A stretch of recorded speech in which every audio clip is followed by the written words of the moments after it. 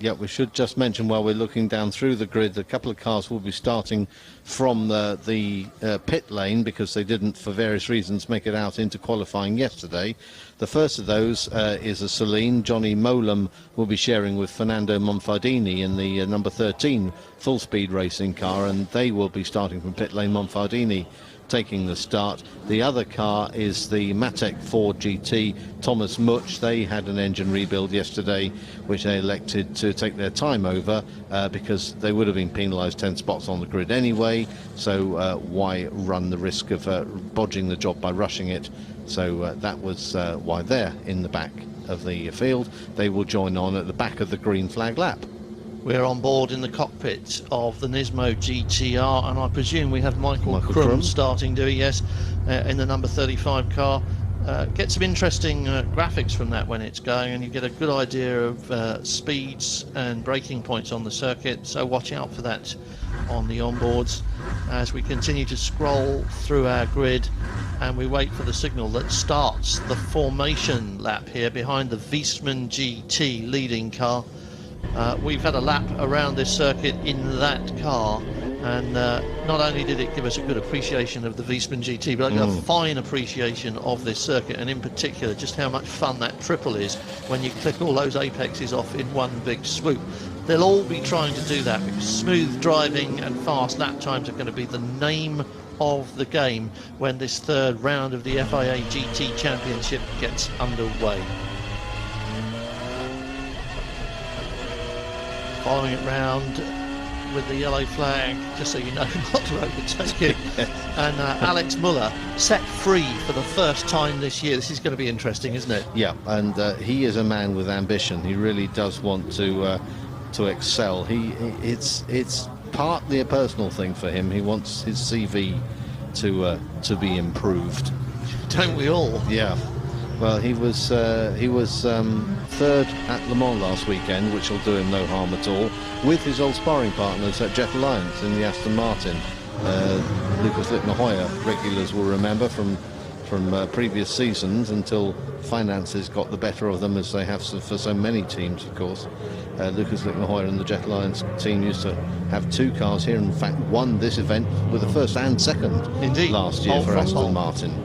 So Aston Martin not featuring in GT1 competition this year, but they are back in GT2 for us with the Hexas car.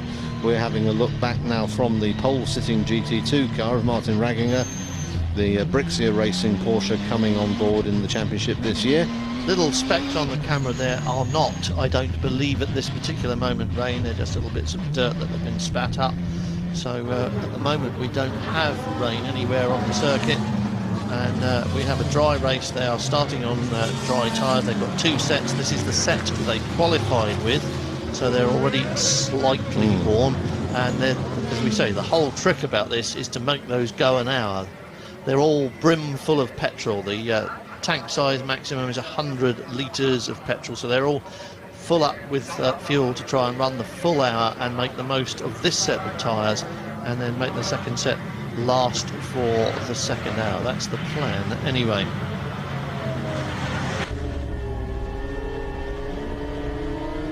We are on board in the number 1 Maserati, looking ahead at the number 2. That's not the way the Vitaphone team would have planned it, and as we say, it has for the first time set free. Alex Muller jousting slightly with Carl Wendlinger as they come up to this point on the circuit where they assume their grid positions. The run to the first corner is going to be critical. They both know that.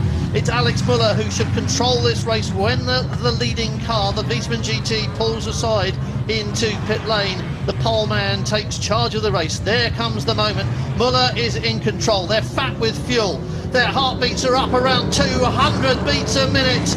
20,000 horsepower waiting for the green light as we start the third round of the FIA GT Championship in Oschersleben. Away goes Alex Muller. He's got Wendlinger on side, and up comes the SRT Corvette to grab, and second place almost. He is in there in the mix. They've touched. They're all off. Everybody's involved. That's 3 cars off at turn 1. Muller and the SRT car, and everyone else just bouncing across the curbs. And they've all got going again. I don't think there's anybody left there, but we have got a Corvette in the lead, and it's Mike Hazeman. just at the moment, but only just from Bert Longin, with the other K-Plus Celine up into third place, with the top three all having eliminated each other from the proceedings early on. Ford GT, they're running wide. Baz Leinders at the wheel, and Jimmy Bruni well up in the mix, having taken the GT2 lead from the pole sitter Martin Ragginger. Hazeman, Longin and Mario Dominguez, as you say. Then it's Luke Hines and Baz Leinders sit at the wheel, only just. Yes. And we're looking back from Martin Ragginger, who's dropped off his GT2 lead.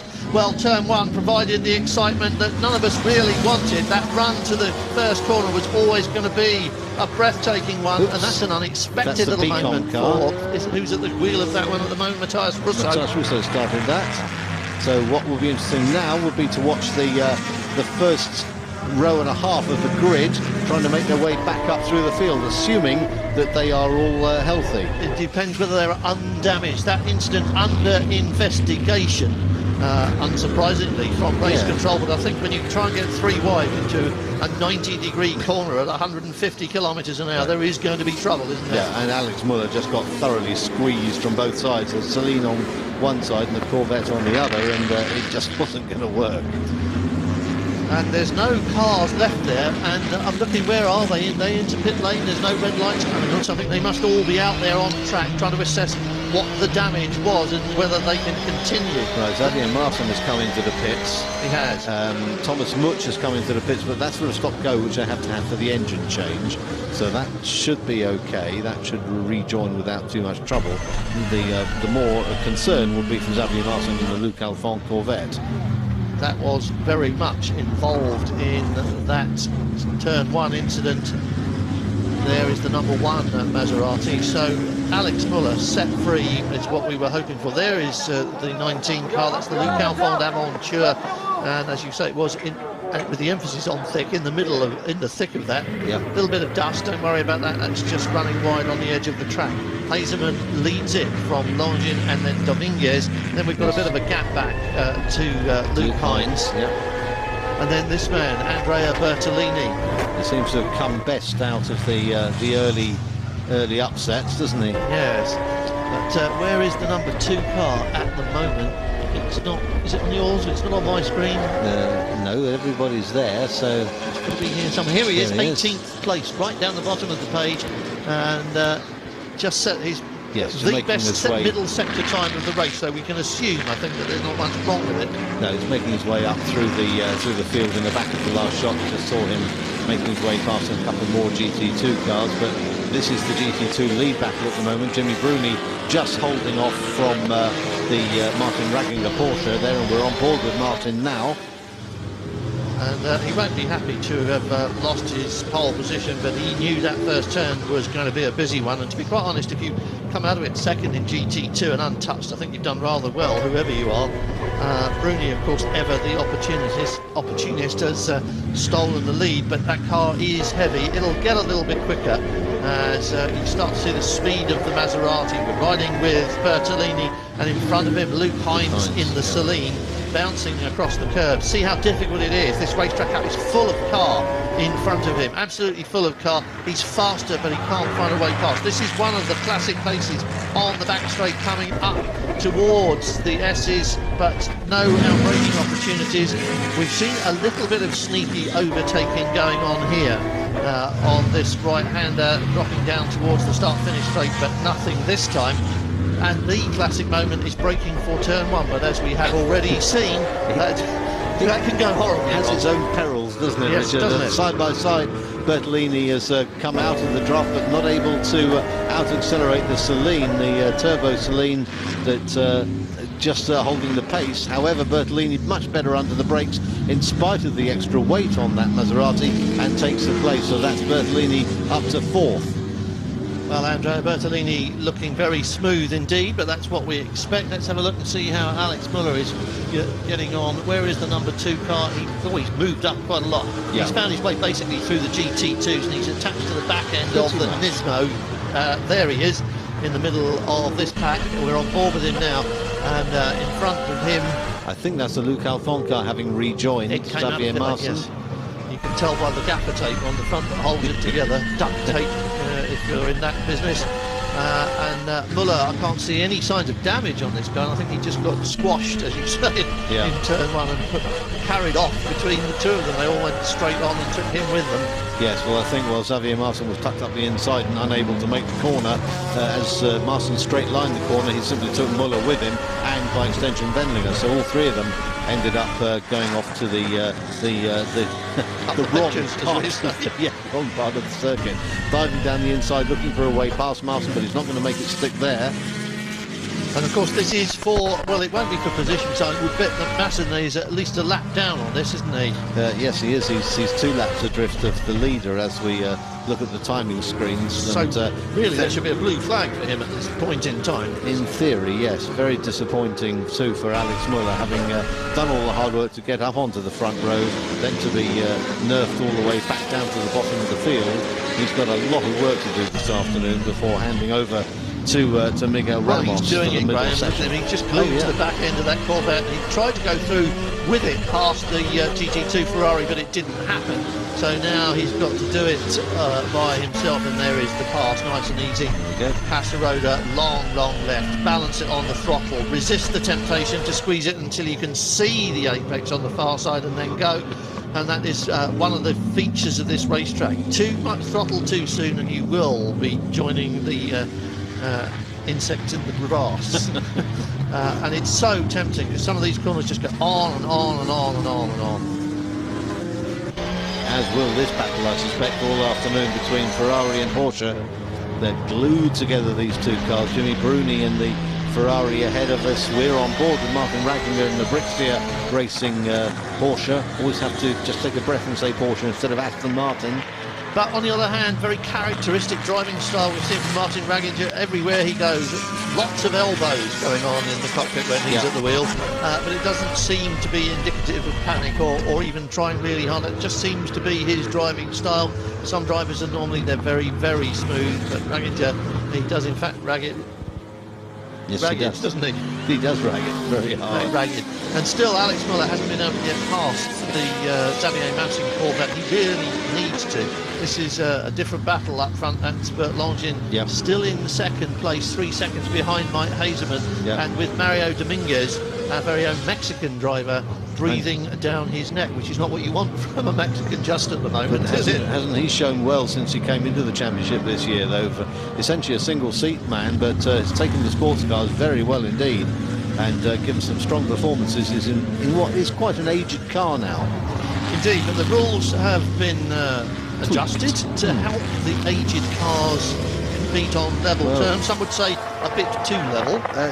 At the start of the season, yes, they were a little bit busy, weren't they? They had a lot of pace in the car. They were driving past anyone. Here's the start again, and you can see they're already running 3 wide. Alex Muller wondering which way to go for the best. Gets into the middle of the 2. Carl Wendlinger tries to turn in and can't, and that in turn pushes out the Xavier Martin Corvette, and coming out worst of the 3 on the face of it was Alex Muller. But it was actually the Corvette that came into the pit lane, Xavier Martin, and there we come up again. Almost no retardation on the Corvette there at all.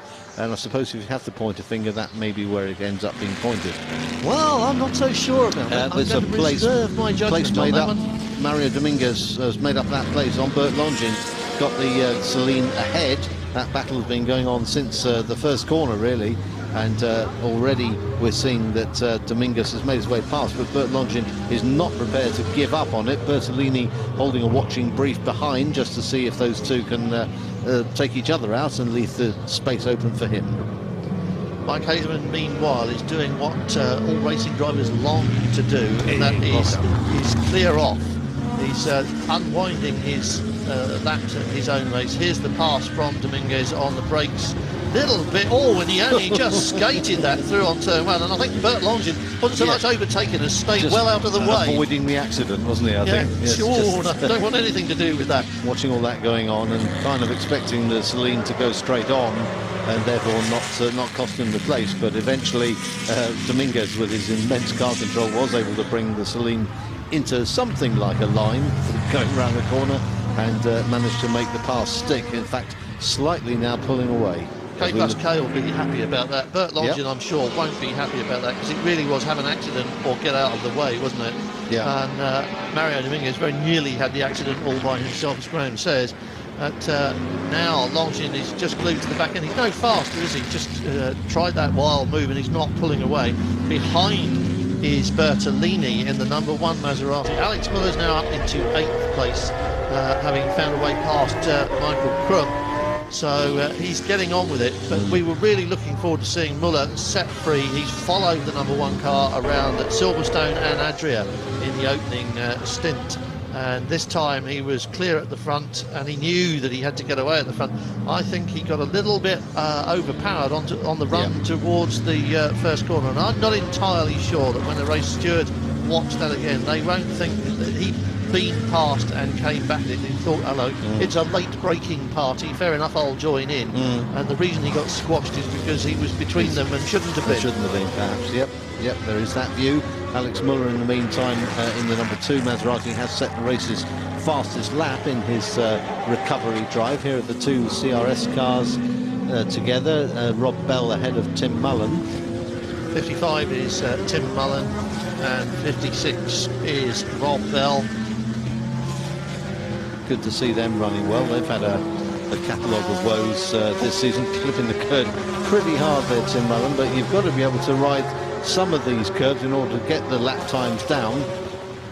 And the other thing you've got to bear in mind, of course, is that a part of this race is about tyre usage, and running up on those very bumpy curves doesn't do them any favours. And in a couple of the races this weekend, we have seen tyres chunking up quite badly, and that's not because, I mean, it's an abrasive surface here anyway, and tyre wear is an issue, but nothing chunks up a tyre quite as much as monstering the curbs. And they've both made their way past the Nismo car, the GTR, running to 2010 GT1 spec, but they're again making its way past. I wonder if Trump perhaps made an error last time round to allow those GT2 cars past. Seems quite concerned seems quite happy behind the wheel there. Got a great shot of the onboard telemetry as well, which is well worth a look next time we go on board with Michael. There we go. G-force and then gears, throttle and brake. You can see he's on the brake, off the brake and on the throttle, and watch him going up through the gears. Watch that speed climb up now on this long fast bit of the circuit. Stuck behind the Ferrari though, you can hear him come off that. There was nothing for it except to follow it. Just had to lift out of it. Team manager of car 13 has been asked to report to the headmaster. That's the Ferdinando Monfardini car that started from pit lane, so incurring somebody's wrath. Back on board with Michael Krum. A lot of this circuit in 3rd gear, now up to 4th. Here's the long run down the back straight. As we go back to the Alex Muller battle, he is 8th. The man in front of him is Baz Leinders, and you see how much longer. Here he goes, just flies through on the brakes. Yep. And that was a lovely piece of work from Alex Muller. He is a very entertaining driver to watch. And that demonstrates, if you needed one as a demonstration, the difference between the current breed of GT1 and the GT1 cars of the future, which will be slightly less pokey, shall we say. A little bit heavier, a little bit harder to stop and turn. And could you see the way those cars were bouncing off the curves there? That's what we're talking about. They take a huge battering if you jump the curves, but everybody seems to think that you have to. Luke Hines is our next target. That's the Celine in front of us, and you can't help thinking it won't be long because Muller is ready on the gas as early as he can be, and he wants the run on the Celine. But look at it pull away. That's V8 American muscle for you, isn't it? Yeah, absolutely, and turbocharged as well in that car's case. But it's still a fairly uneven battle. We're going to see the place change, I'm sure, before too long. Well, that was a good moment to try it. We would expect a little bit of overtaking towards the shell curve there. Didn't happen, and I was quite surprised to see the Maserati get up into 6th gear on that back straight. That's how quickly it goes through the revs. It revs much more highly than the Celine in front of it and the Ford behind it. The V8s give their best power and torque at lower RPM. Carl Benlinger is still there. Oh, look at that, straight up the inside. No turn messing. 1, stitched him up. Job It's not done. turn 1, is it? Yes, it is. Yes, it is. yeah. Just for a moment there, I thought we were further around the circuit on the chicane. That was in that very vicious turn one left-hander. Alex Muller just punched his way past the Celine, and that means he is now in 6th place after half an hour of racing. It's taken him over 30 minutes to get back into 6th place, and that just shows how much of a trauma a turn one incident can be. Yeah, unless your clock's running differently from mine, I think it's about 15 minutes. Oh, you've done the mathematics again. I'm sorry. What was I looking at up there? Then I'm sure that said 28 just now. No, it says 58. Never mind. O-level sums. I never got it. Back with Ferraris, back with CRS, and hanging on to the tail of the CRS pair of Rob Bell and Tim Mullen is Marco Holzer in the Porsche there, number 61. That's the second of the Pro Speed cars, although at the moment, of course, running ahead of Manuel Collard, who is languishing down behind Bergmeister. Your Bergmeister, having started at the back of the grid, has made his way up to 17th place overall, and is just behind this little group, in fact, I think you'll find.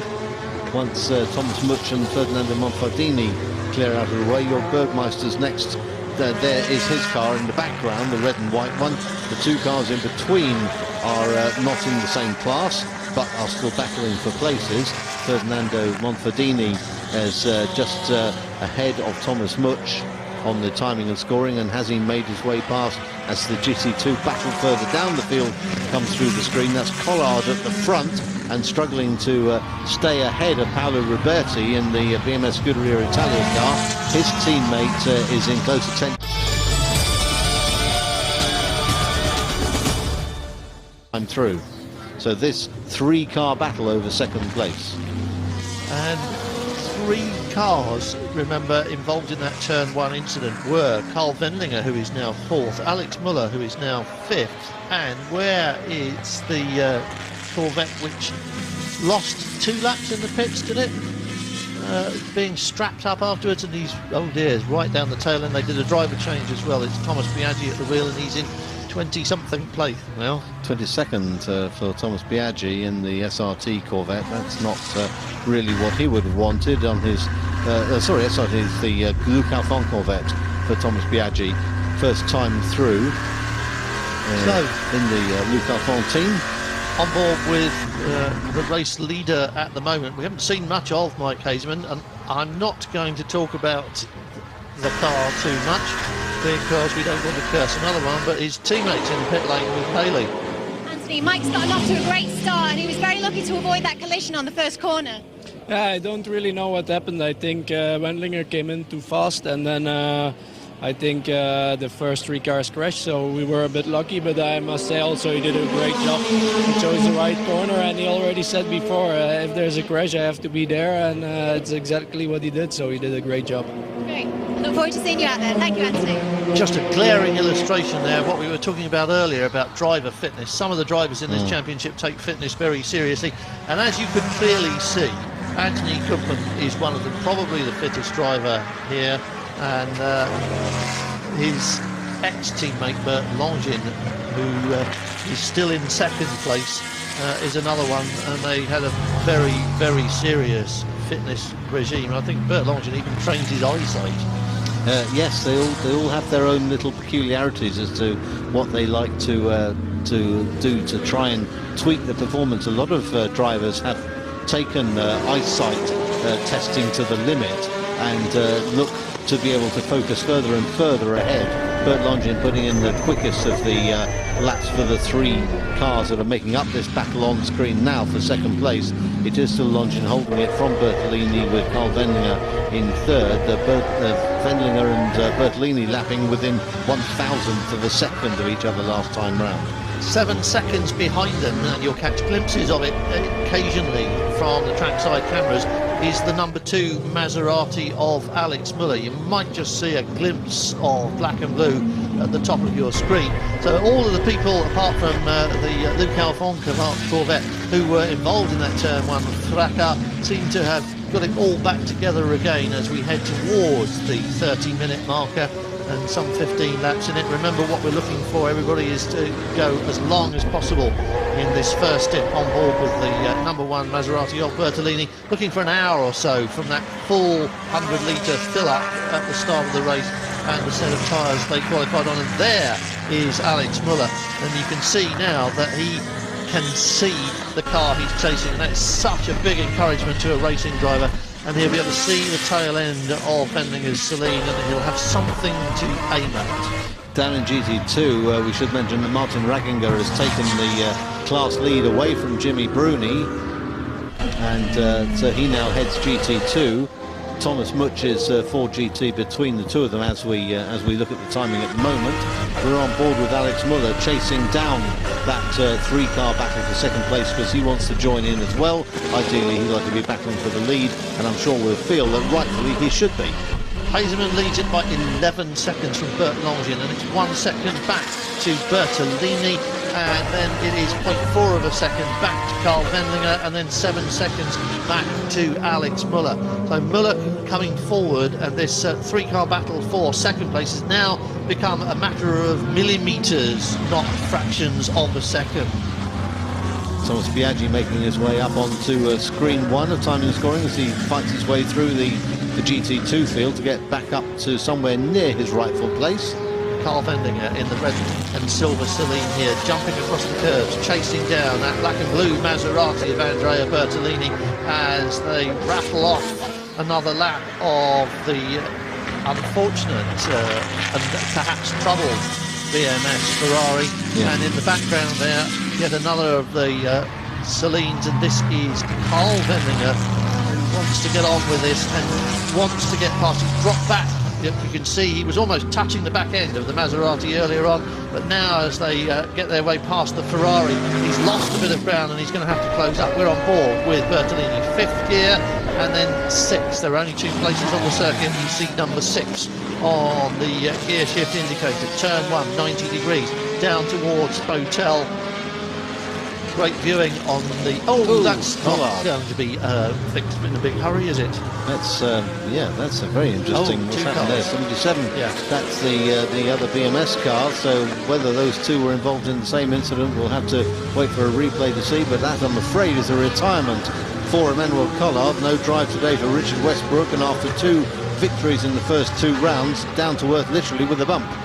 Yes, that is a terrible shame. They were doing a rescue job this weekend, just driving for the biggest points haul they could get with 90 kilos on. There's not much consolation just parking it on the grass after half an hour, but if there is any silver lining to that particular cloud, it's the fact that the lead weight will be somewhat reduced next time we see them, and that might make that car just a little bit easier to deal with. Ryan Sharp, the Scottish driver, waiting for his turn in the Celine from 4th place at the moment. Karl Wendlinger, are we about to see a pit stop? I don't think we're in the normal pit stop window, but Ryan Sharp booted and suited and ready to go, wasn't he? Yep, maybe because we're just starting to get reports of a few spots of rain around the circuit, so that may change strategy slightly if it sets in. The incident between Collard and Roberti looks as though it may well have been an incident between the two of them. Roberti was just a scant 2/10 behind Collard last time they went through. I think that's the K+K garage we're looking at, is it? In our little box on the top of the screen, I couldn't see any recognisable faces there. This is the 3-car battle still there for second place. Bert Longines able to keep the gap to Andrea Bertolini at the moment. The Corvette doing well round here, and there is Richard Westbrook realising that his day is done. He was obviously ready to go, and he's just done the crash helmet. So you're right, I think, Graham, the rain is making people think about an early stop and a change of tyres and a change of drivers, obviously, at the same time. Blue flags, who are we waving a blue flag for here? Is it GT2 cars getting in the way of this battle? Yeah, it's going to be the 95 Picom entry of Matthias Russo, and he's been in a battle with Stefan Mucker. There we are in the Aston Martin. The pair of them about to be gobbled up by Bert Longines' Corvette to slide in between the two for this element of the S's. and hopefully dispose of the Aston Martin before the lap is out. Bert Longin putting that Corvette into a gap between the two that wasn't theoretically big enough for it to fit in, but at speed it works. And it looks as though Rousseau was trying to get himself onto the back. Whoa! That's Booker pointing the wrong way. Yeah, that was likely to be happening, because it looked as though the Picom car there on the right, the red and white Ferrari, was looking to attach himself onto the back of Bertolini and make his way, onto the back of Bert Longin and make his way back through past the Aston Martin. You can see that there.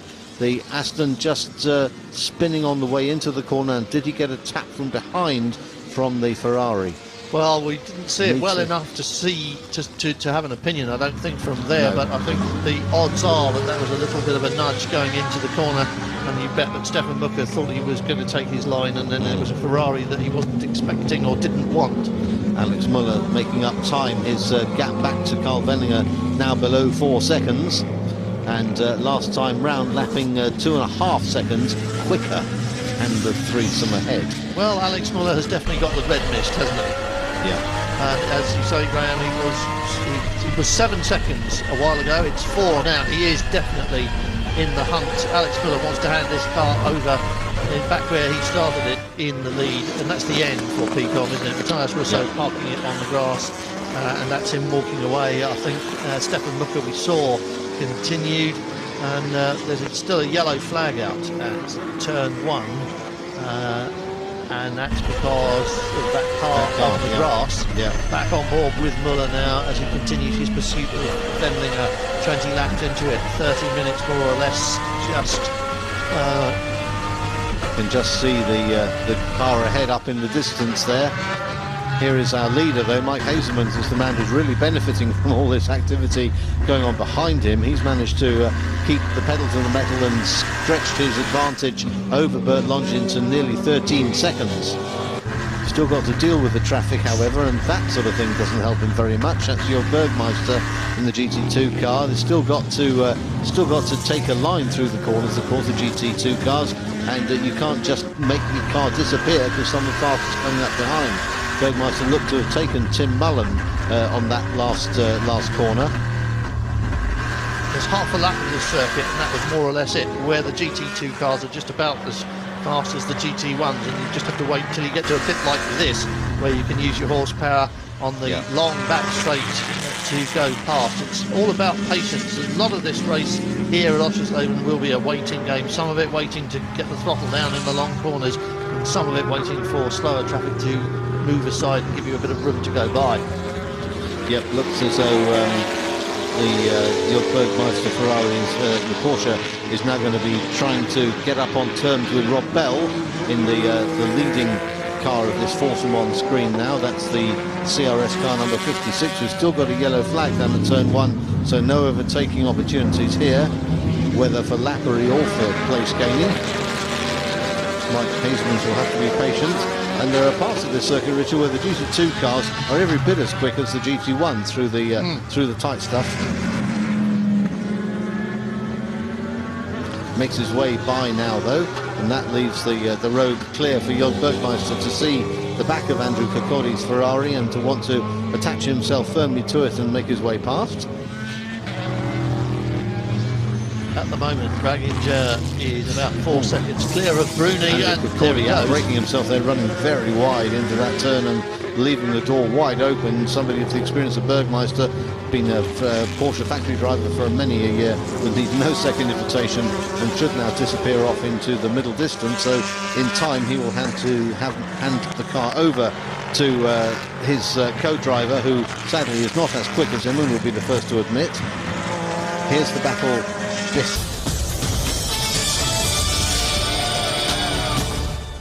The biggest problem that the drivers have is that in order to pass slower cars, you're going to have to go off the dry racing line to achieve it, and that's where the danger is at its greatest. Carl Wendlinger trying to get himself down the inside of Rob Bell there, but not able to. Alex Muller dealing with a car that didn't really want to go around the corner very well there, thank you very much.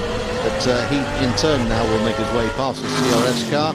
Just on sheer power down the start-finish straight, should be no argument there, and that's how much this battle has closed up because of the traffic they've had to negotiate. Second, third, fourth and fifth, we're on board with Alex Muller at the back of this train of 4 cars, but he will be doing his level best to get up to the front of the train before this pit stop. So they are very close together, and we have done 35 minutes and a bit. They're looking to stop probably in about 20 minutes time, maybe even longer than that if the rain holds off and allows them to stick to that plan. But at the moment I would say that Alex Muller is much quicker than Carl Wendlinger, and Carl Wendlinger is in a lot of trouble if he's not very lucky.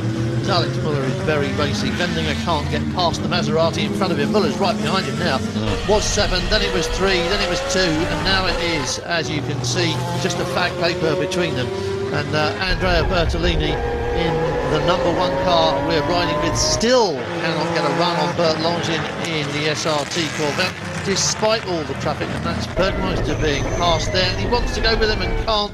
Bert Longin, as you say, placing the car very nicely and always trying to give himself a little bit of a buffer and a bit of a breathing space, but here on the straight I'm sure you'll see the power.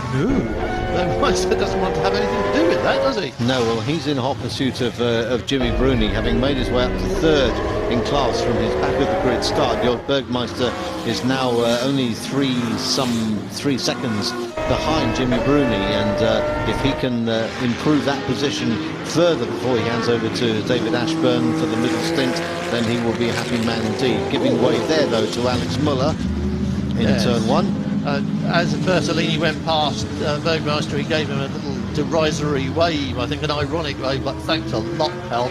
And I think he gave this next pair a lot more room on the run into turn 1, and Alex Muller is now, according to the timing screen, 0.4 of a second behind Carl Wendlinger, who won't need to be told, of course. So headlights on as they continue to thread their way through the GT2 field, and Bert Longin using the traffic to the best advantage he can.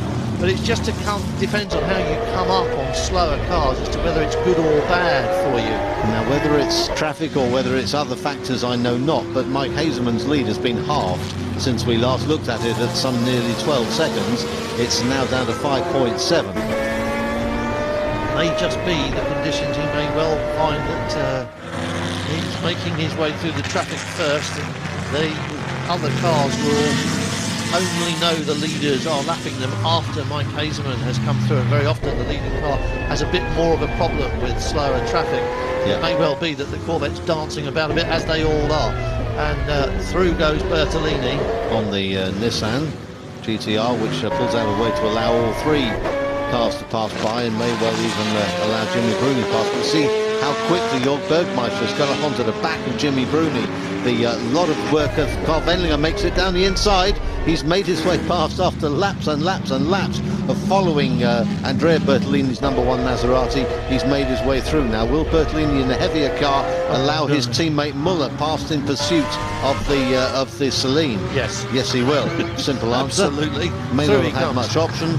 Alex Muller. Looks as though that's Wendlinger. Yes, He's gone straight on, and in his exuberance trying to get the car as quickly as he can back onto the track, he's kept the engine running, but has looped it through 360. He's going to do another 360. Ryan Sharp is not going to give him high marks on that. He's finally settled the car down. You see, wet grass is not really good on coefficient of grip. Carl Wendlinger just overdid it. As you say, he was so pleased to get past, and he cleared off.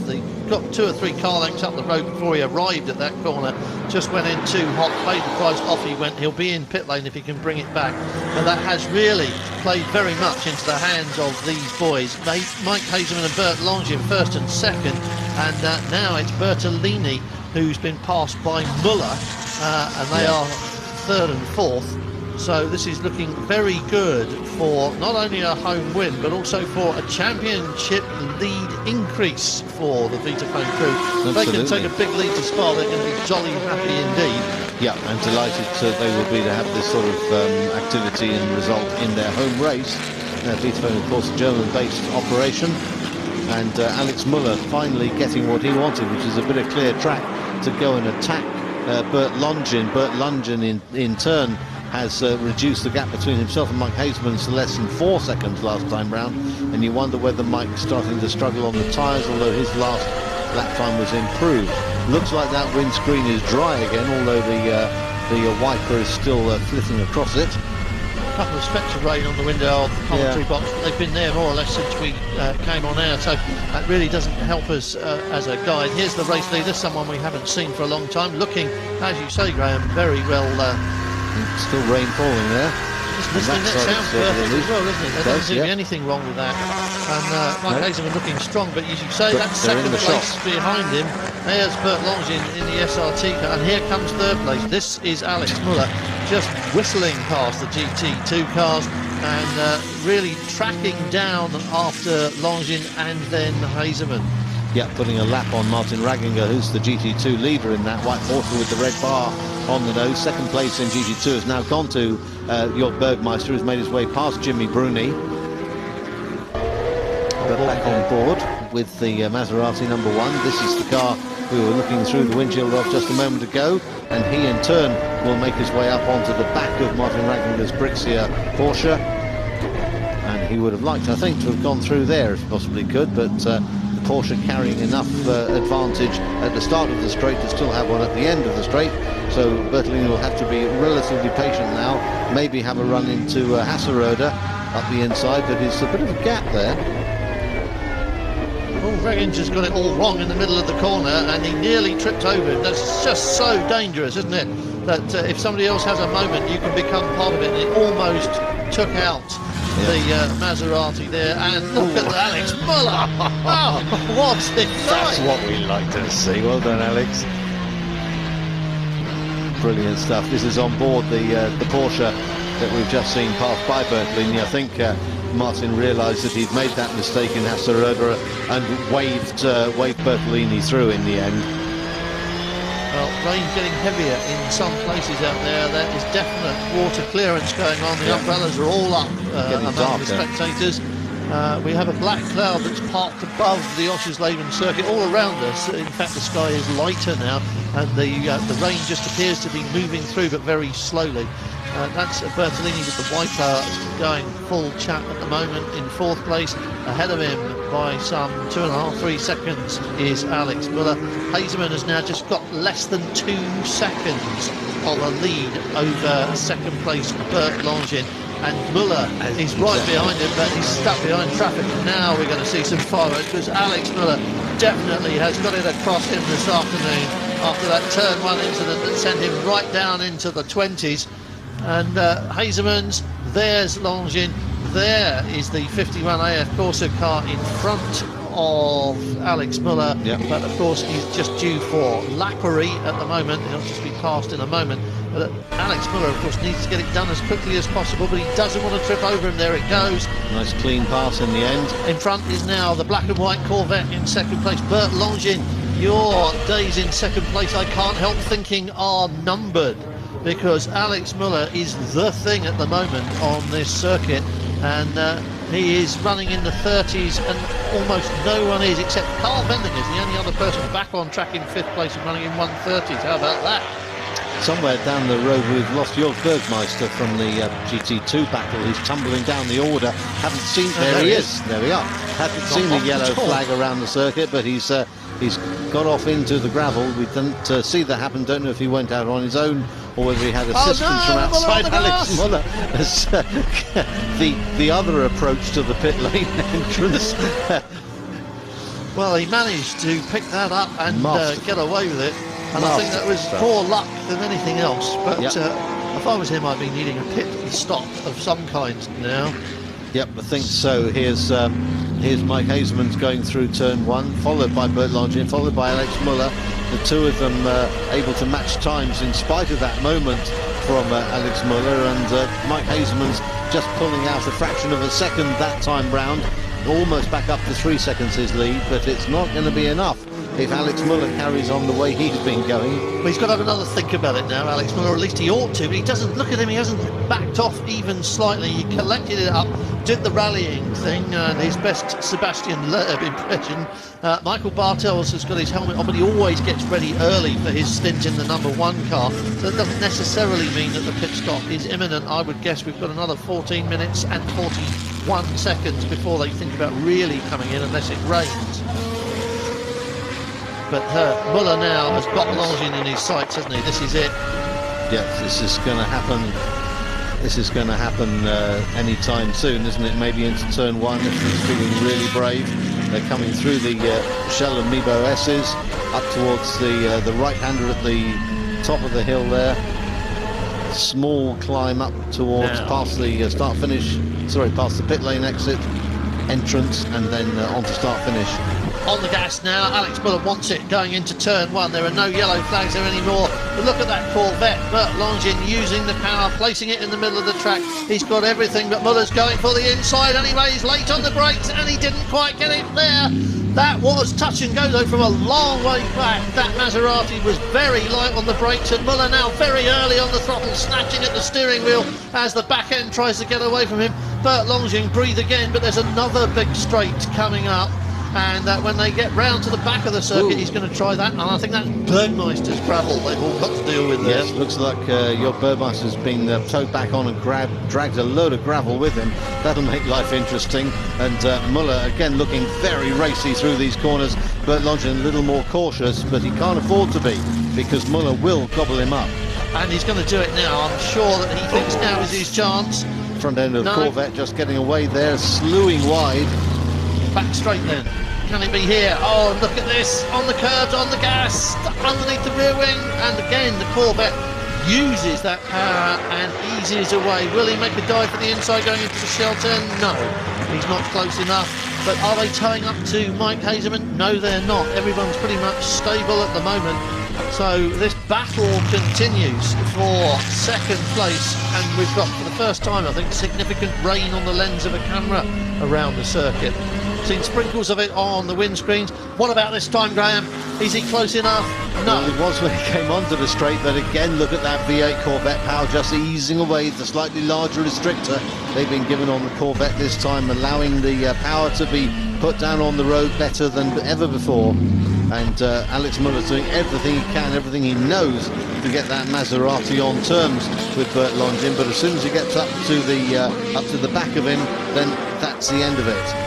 You can see that the Maserati comes deeper into the corners, it's lighter, it stops later, and it stops faster, and Alex Muller can use that. But as soon as they get onto the straight where he needs to draw alongside so he can outbrake him into the corner, that big V8 Corvette just tramps away up the road. Bert Longin starting to fight it, I think. Bert Longin is doing as much work in the cockpit of that car as Alex Muller is doing in this one. Look at the back end of it starting to move around. Longin on the ragged edge, and maybe his tyres have seen their best day. Maybe the rain is starting to have a bigger effect on the Corvette. Alex Muller can feel this overtaking manoeuvre coming on, and again the Corvette twitches. Can Muller get the power down harder and going into the S's? I don't think he's close enough this time, and he's going to have to follow him around. He had a look. Oh, Bert Longin all over the place. Through he goes. Longin in the gravel. Alex Muller into second place. Longin will rejoin the circuit. He lives again, but he lost it just critically under brakes through, and Alex Muller. Bert Longin gathers himself up together and carries on. But Alex Muller now second. Here it is. Longin just tried to brake too late, and the back end breaks away. I've just been noticing through the last couple of laps, Richard, that Longin had been getting earlier and earlier onto the brakes to get the Corvette slowed down for the corners. There he stabbed on the brakes much too late and really could not make it happen. Here's Andrea Bertolini having a little moment as well. Rain is definitely beginning to affect what's happening on the racetrack. I think we can draw that conclusion. We've seen 3 or 4 cars in the gravel. Fendlinger, Bergmeister, Bert Longin, now Bertolini as well. This is second place. This is Alex Muller all over the shop. Isn't it? This is getting heavier. This.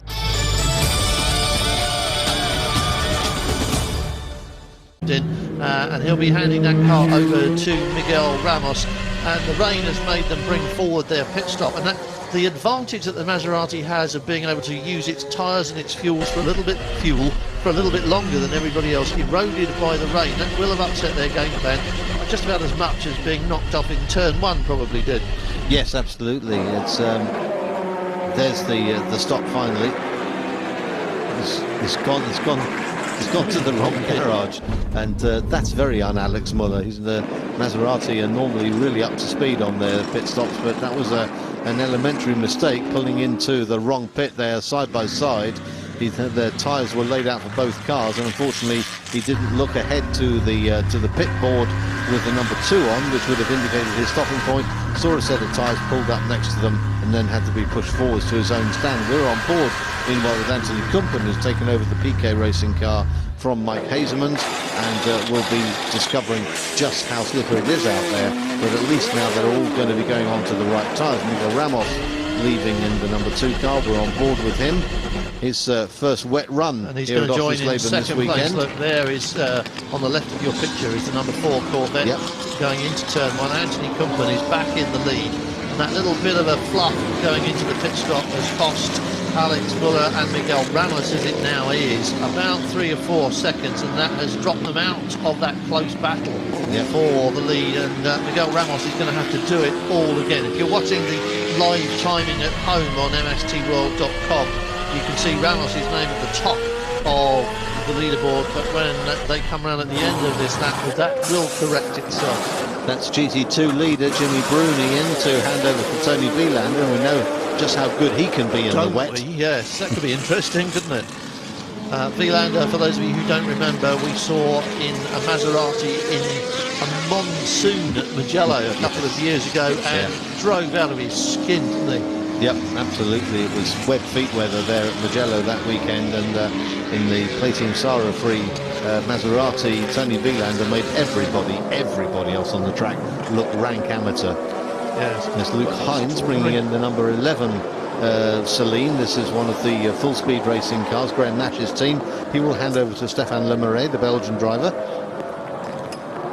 Fuel first, nobody else can touch the car except the incoming and outgoing drivers. You can watch the screen, but what's the point when the wiper will do it for you in a minute? It would probably happen in drier weather, it won't happen now. But as soon as that fuel hose comes off, and it's going in at about just less than 3 litres a second, it's not pumped like it is in Formula 1 where they squirt it in at about 12 litres a second. It just dribbles down the hose, and you just have to stand there and not touch the car until it's done.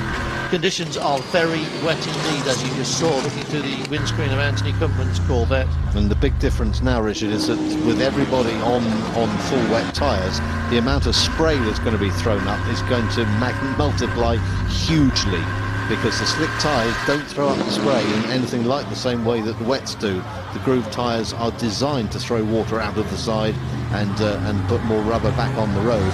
The visibility, therefore, behind other cars is going to be mighty difficult, and not helped when the Celine up ahead has apparently got glowworms for lights. Yes, it does seem a bit dim. The rules say that you must have working lights, and that does have working lights, but they're only just working, aren't they? Yeah, I'm not entirely sure the one on the left was working at all, but we shall see. If that is the case, if it is not working, they will get called in for it and be told to fix it. And it's not working at all, is it? Just a glimpse of it there from this side. That wasn't on even slightly. Anthony Kumpen taking it very steadily. The last lap, 1:44, and remember they were lapping in the low 30s earlier on. Yeah, and that fluff in the pit stop really has cost them dear. 15 seconds or so the gap back to Miguel Ramos. James Ruffier has taken over the number 3 car from Bert Longin in the 3rd place. So it's Corvette first and third, sandwiching the Maserati, then Bertolini shown still in the car, but we've seen that he's already done his pit stop. James Ruffier there. Miguel Ramos has run very wide. Exactly the same spot that we saw Muller do it, but Ramos doesn't have the excuse of being on the wrong tyres. There is James Ruffier making best of that situation and making his way up into 2nd place. Miguel Ramos will have to calm things down a bit, regather his thoughts, and then try and make his way back past the Corvette. He just ran rather wider than he was planning to in that corner. He's lost the place, and James Ruffier went swooping through. And he was closing in anyway, Ruffier. He looked to be the faster of the two in these conditions, although he hasn't really pulled away. But, of course, Miguel Ramos took a shorter line across that corner than did James Ruffier. But everybody's having to think about this. We've had dry, sunny weather, and we've had a lot of rubber and oil down. Now it's rained. It's very, very slippery indeed. Watch now as Miguel Ramos and almost didn't see the corner. It's almost as if he just turned at the last possible moment and it wasn't going to happen. And I think he just went in there. Oh no, he'd got it turned and it just wasn't going anywhere, was it?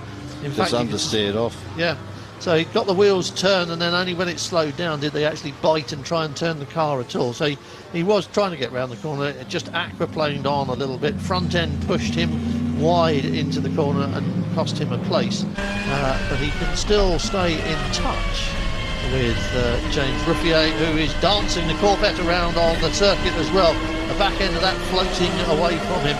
These tyres are so wide, they do encourage aquaplaning. Although they're wet tyres, although they've got grooves in them to clear the water, they are so wide and the cars are so light that if there's any substantial amount of water on the track, they will float away. They'll just drive a wedge of water under the leading edge of the tyre. It'll sit up on the water, and then the back end will just float off into the distance. Yep, and he has the added problem now, of course, of driving into a wall of spray being thrown up by Ruffier's Corvette and trying to judge where the car might be in the midst of all that. It's like being in fog. You know what it's like when you're on a motorway and you try to pass lorries in the middle lane, and you have to drive through a huge cloud of spray, and you just have to bite the bullet and go through the gap and keep the steering wheel straight. That's exactly what is happening here to Miguel Ramos. He is following the equivalent in water clearance of an 18-wheeler, and that's what's being dumped on his windscreen as we go down the straight, looking for the braking point in the murk. You've really got to think about these, everything. You've got to think about all these braking points and these turning points and pick them. In the rain it's much more difficult, and it's much more important to get them right. You can improvise a bit in the dry, you can fiddle with the car on the throttle and the steering wheel, but in the rain you've got to get it absolutely perfect. Absolutely, the light touch is the one that works. And 20 seconds or so a lap is the difference between a quick lap in the wet and a quick lap in the dry. We're looking at 1:48 as the best Andrea Bertolini. In fact, Ryan Sharp put in a 1:45 last time round. That's going some. And we've had trouble with wet conditions for the first time this weekend. Drivers having to try and adjust to it. But we're on board with Miguel Ramos. We saw his partner Alex Muller earlier. Here he is with Haley. Alex, what a dramatic first stint. Are you happy with that? Yeah, well, my first stint was good, but at the start I was just in the middle, and I'm not David Copperfield, a magic man, and just disappeared, yeah. So Marcin was a little bit pressing inside, and then Carl was on the left, on the right, and I don't know where to go, so we touched all three. It certainly was a great recovery there. You must be happy with your performance. The performance is very good, and yeah, we demonstrated that the car was quick, so it should be easier for us without this start accident. Great. Thank you, Alex. Thank you. Alex Muller doesn't look happy, which is a shame, because as Haley said, what we've just seen from him is a recovery drive to remember, isn't it? Absolutely. It's great to watch, both on board and from the trackside cameras, and we had the advantage of both. And here we are with Ramos just tightening his belts, and he is hooking sixth gear in the Maserati, still in spite of the conditions being so atrocious. Last time through, watching Andrea Bertolini, he was holding the car in fifth down that straight. So Ramos treating the conditions slightly differently. Kumpen, Ruffier, Ramos, Bartels is the top four at the moment. Ryan Sharp is 11 seconds down on Michael Bartels in fifth place. And it's a Ferrari.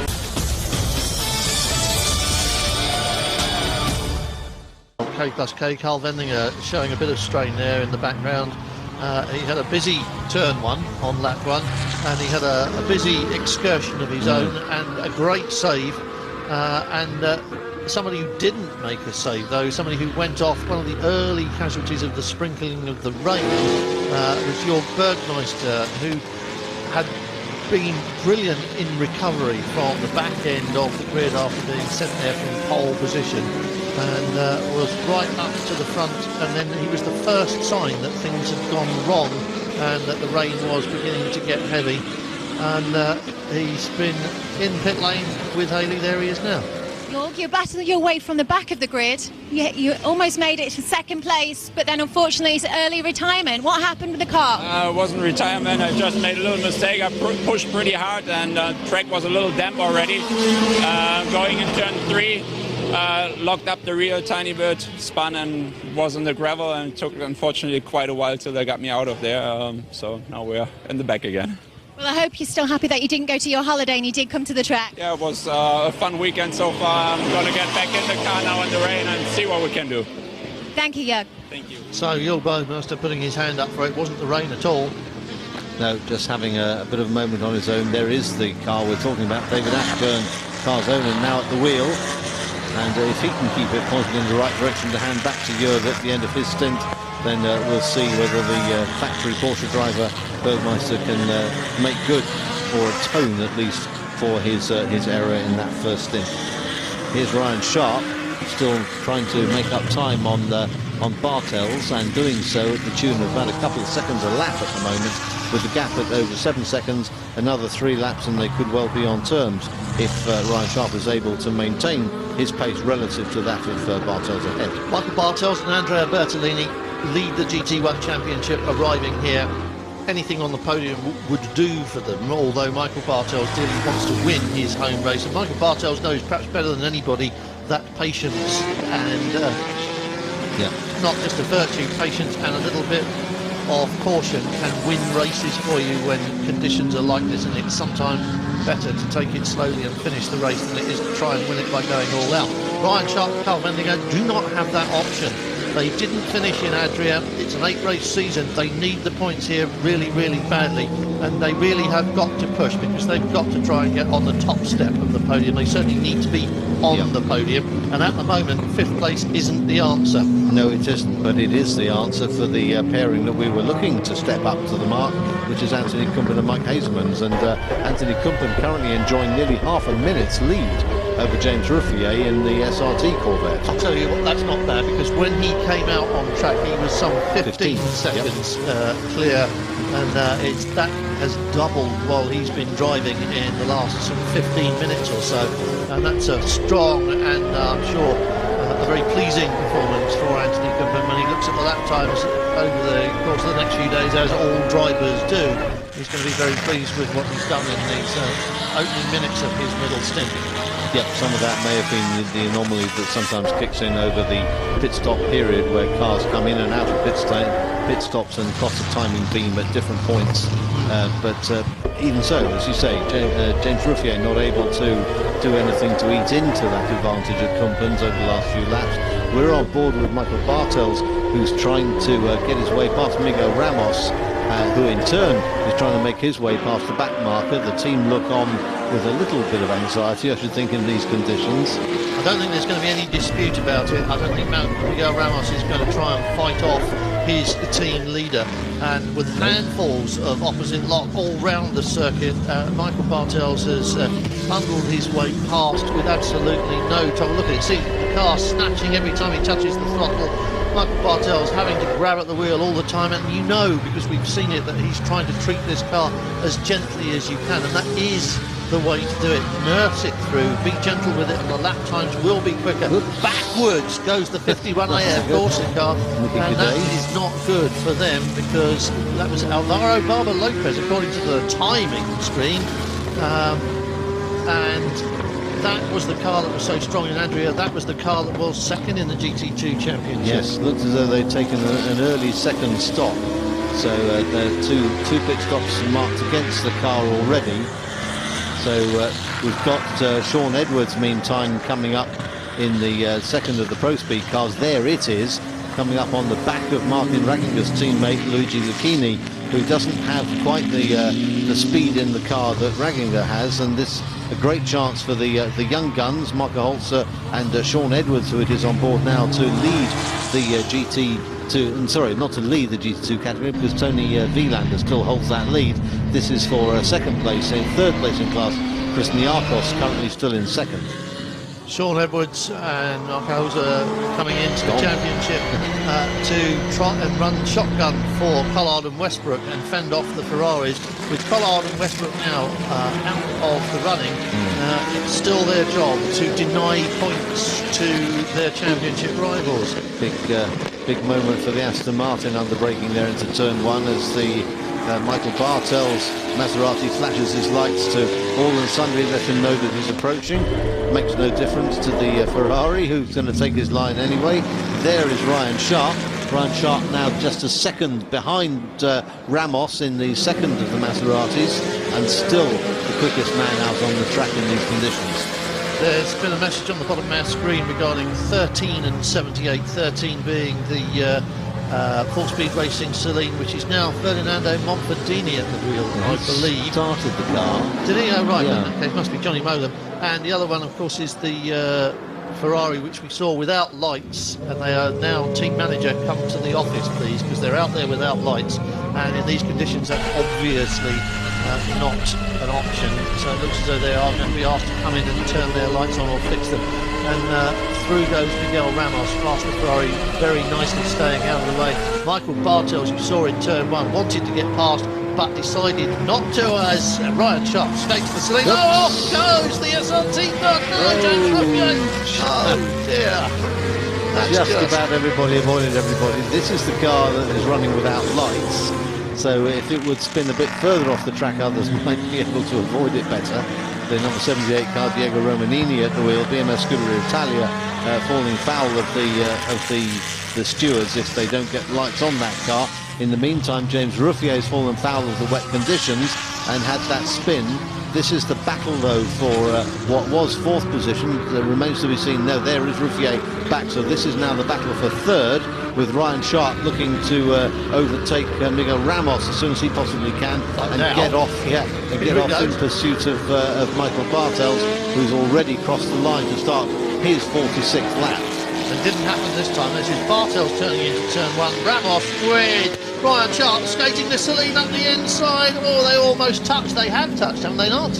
Or is that... No. I think they might have got away with that one, but more because Sharp backed away at the last minute than because Ramos gave him space. Michael Bartels in turn 1 very wisely didn't contest it with the GT2 Ferrari. He went for the inside and knew that he wasn't going to get through. Yeah. Ryan Sharp was much more tempted, but managed to get out of it just in time. Yes. Yeah, never easy to make those last-minute decisions in these conditions where the car almost needs advance warning of what you want it to do, please. Yes, just to drop a load in the post and I'll think about it at the next corner.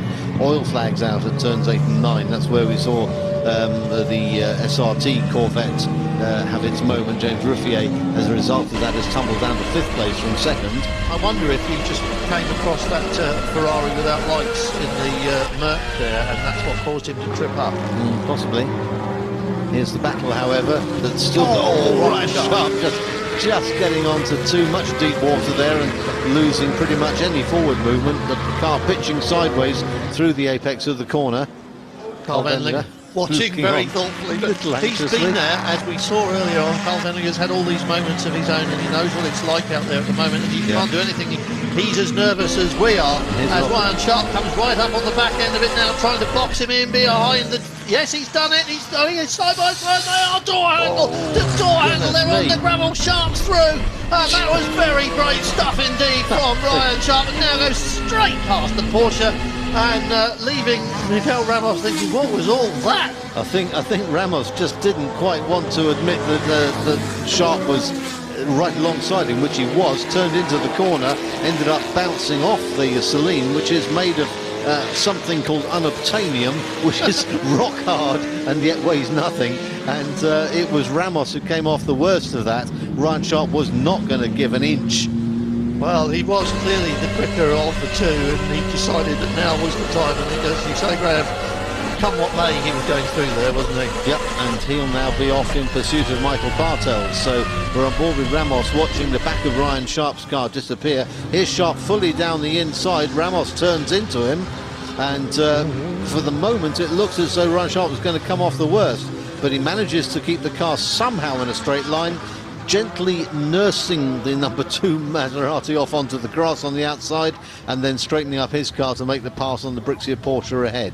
Ramos didn't do too badly to keep that all together, he did very well. In fairness, he did very well to keep it all together.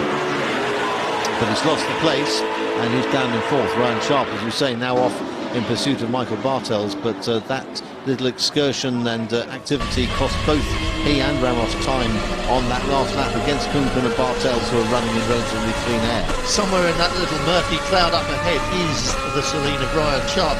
Look how much space he has just made up in a lap now, closing up under brakes. Again, you see how light this Maserati is and how well it stops and turns. But Ryan Sharp, oh dear, a little spin for the 56 CRS Ferrari. And Is it still going?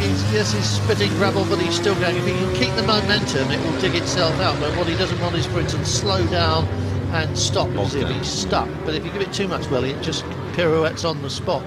And we're trying to have a look at that again and see what happened. But I think he just lifted it over the curb, and it's floating, isn't it? Just on top of the water, and away it goes. Yeah. There is a river crossing the track there, and that whole Ferrari was on top of it and floated across the track. Yes, at that point you are just merely a passenger. There is no way back from that. But thankfully, kept the engine going, kept the wheels turning. Michael Sweatman will nod and say, oh, well, I suppose that's not too bad. He's still pointing the right way, got it back on the black dirt. And somewhat chastened Andrew Kukordi will come around to complete another lap.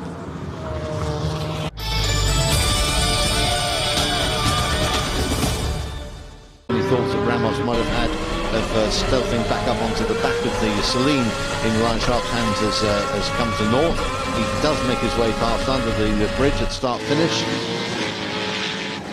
But Ryan Sharp, having made that pass, hasn't really been able to pull away as much from Ramos as I anticipated that he might. And Bartel's currently the fastest man on track. I would say, in fact, the reverse has happened, Graham, and I think that Ryan Sharp is now being caught by Miguel Ramos, or is falling back. Ramos isn't getting quicker, but Ryan Sharp might be getting a little bit slower. We're talking about laps now in the 50s, and Ryan Sharp's last lap was 1:54, so whether he had traffic or a little bit of a thought-provoking moment with himself.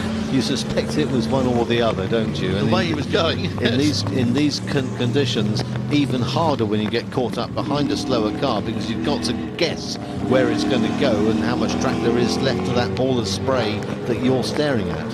You can see it on screen now for yourself. Miguel Ramos a couple of seconds quicker on the last lap than was Ryan Sharp, and when they get to the start-finish line at the end of this lap, we'll see if it was just a moment for Ryan Sharp, or whether in fact he has slowed down on a more permanent basis.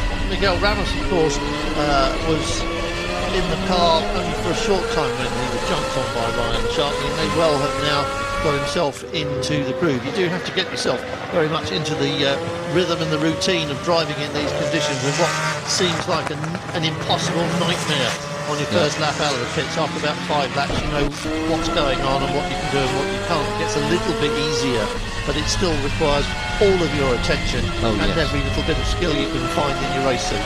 Yeah, the concentration levels to drive in these conditions are enormous, and it will be very, very tiring. Here's the Nissan Nismo Motorsports GTR, and a very squirrely CRS Ferrari up ahead. Darren Turner had a little bit of sideways there as well, and you can see that everything's a lot softer now in the rain. We're not giving this as hard a drive, and in fact physically it's a little bit easier because the car is going a little bit more slowly, so there's not the braking, accelerating and turning forces that you get on a dry track, but the mental stress must be doubled. Massive, absolutely massive. Just watching him drive as careful as he can through behind the Ferrari, not taking any chances whatever. We've still got second stops for nearly all of these cars to come. And what they've all done, of course, is work out how long it takes to change the driver in the car, and then how much fuel they can put in while the driver is changing, and then how many laps that will buy them at roughly 2 kilometres a litre. If you're just 5 miles to the gallon in real money, they work out how many laps they can buy with a driver change's worth of fuel, and then that's when they want to do their last pit stop. It's different in the rain, of course, and they may not have that data here. Some of them may not have anything to refer to, and of course they haven't had any wet running here, but those are the sums they're all doing, and so the last stops will be dictated by how much fuel they can put in this car during a driver change. Great onboard chops from inside the Nissan there as we're looking at the other 2010 GT1 car, Mark Henrique, this time in the number 44 car. This was again one that started from pit lane, having had a problem in the engine department during qualifying and not making it out. Thomas Much started the car. Mark Henrique has taken over the seat that Thomas Biaggi vacated to go and join Luc Alphonse. Oh dear, off goes the 51 Ferrari. That is the end of the game for them, I think. Alvaro Barber Lopez his second excursion of the day, and it looks like it could be a permanent one. I was just watching that Ford GT and looking at the rain, and the conditions are dreadful. That's exactly what happened to Andrew Golding.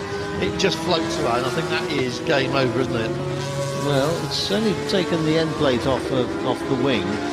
If he can start the engine up and back it out again, it may well have some more running in this race. Meanwhile, we're on board with the Ford GT, the Matec team of Thomas Much and Mark Henrique. Look at the rain now on the circuit, and look at the amount of water these tyres are trying to clear, and you can see what the problem is for everybody. The water they do clear being chucked up in the face of the man behind.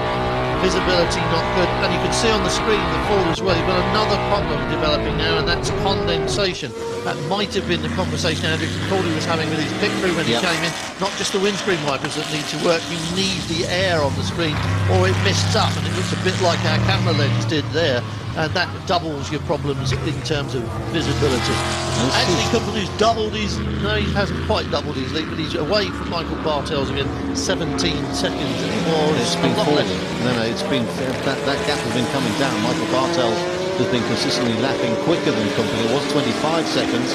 Last time through it was down to 17, and we come through next time. I think you'll probably see it down to 15 point something as the gap between the two. Bartels has been the quickest man on track. There it is, 15.9. Ryan Sharp was matching Bartels pretty much second for second on the last time through, but there's quite a gap between those two now. Michael Bartels is the man on the move. Ryan Sharp does make up a little bit of the gap between himself and Michael Bartels, but only a couple of tenths of a second, still 12 and a half between second and third. But Anthony Kumpen needs to keep pressing on, because Michael Bartels is very keen for a home win for his team on the Oschersleben track here. 34 minutes on our countdown timer, which means pit stops will be imminent, again depending on fuel usage, and we'd expect the Maseratis in dry race conditions to be able to stop later and fuel less, and the Corvettes to be a little bit heavier on the fuel. So I think Anthony Kumpen will be handing over to Mike Hazeman rather sooner than Michael Bartels hands that car back to Andrea Bertolini. But these are the things that the teams don't talk about when you go and see them in the paddock over the weekend, so we have to find out for ourselves when it unfolds in front of our eyes.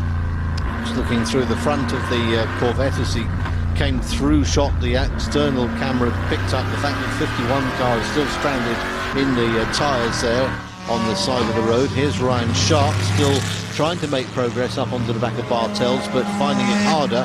His teammate Carl Fendlinger has been watching events and is with him. Well, Ryan's a fantastic battle out there at the Maseratis. They certainly are thirsty for a home win today. Oh, we have still quite a gap to the leading car, because there was a crash at the start of the race. Then I was off the circuit also once. Ryan did a very great stint here in the race. I heard that his view is not anymore. There's some the foggy windscreen, so I think he's battling a little bit with that for the moment, that he can't see very much anymore. These weather conditions are certainly worsening as well. Do you think that is the biggest challenge for everybody out there? For sure, because now it's a lot of water, and for sure also aquaplaning, like I can see on the television. I wish you luck. Thank you, Carl. Thank you. Carl Fendlinger seeing the same as us, watching the cars floating away from the drivers, and as you heard from him there, a little bit broken up, but visibility is an issue in this car.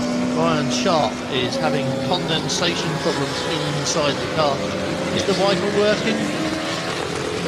Can't see a windscreen wiper. That would affect things badly, wouldn't it? Yeah, that'll slow you down a smidge, won't it? Yes, so that'll be his problem then. It's the windscreen wiper as well, so he may have a little electrical fault then. He might have problems with both of those things, but visibility bad enough with windscreen wipers now must be awful for him, and that'll account for the fact that he's dropped off the pace a little bit.